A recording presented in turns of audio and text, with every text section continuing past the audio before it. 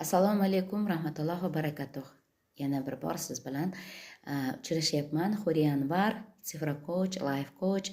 Men Sifra Coach tomonidan sizga aynan 3-sanada 12, 21, 30 sanalarda tug'ilgan insonlarni energetik sistemasi, ya'ni ong sistemasida tanishtirib o'tdim.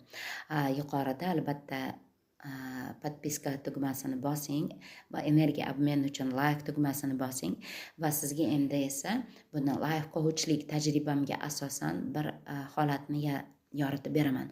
Qarangki, bir insonni hayotiga, ya'ni oilasiga bu sanadagi farzandlar bekorga dunyoga kelmas ekan. Agarda bu xonadonda qolip sistemasi, moddiyatda masalan tizim bor, mehnat bor, faqatgina mehnat qilasanda keyin pul topasan, hech kim hech qachon so'z, san'at bo'yicha pul topa olmaydi, ya'ni ma'naviyat umuman kerak emas degan paytimizda biz o'zimizni hayotimizda balansini buzayotganligimiz uchun aynan bizga ijod tomonlama ham, yangi yo'llarni yaratish tomonlama ham nima deydi, yo'l kirib keladi. Ya'ni oilamizga shunaqangi energetikadagi qiz yoki o'g'il farzandlar dunyoga keladi. Endi ular butunlay yangi yo'nalishda boshlashlari kerak. Shuning uchun agarda bu oilada qolib turgan bo'lsa, qolipdagi sistema, tizim bor bo'lsa, buni yorib chiqib ketish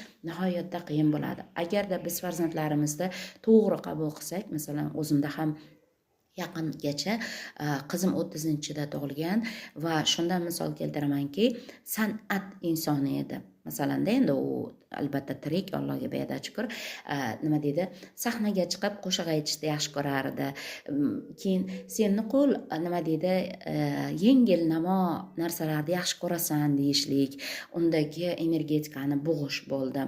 Keyin gitara chalishni o'rgangisi keldi, vokal, styuardessa bo'lgisi keldi. Qarangki, bu insonlar ijod insonlari, bu insonlar piramidada, ularni ongida, ya'ni rivojlantirish, yuksalish.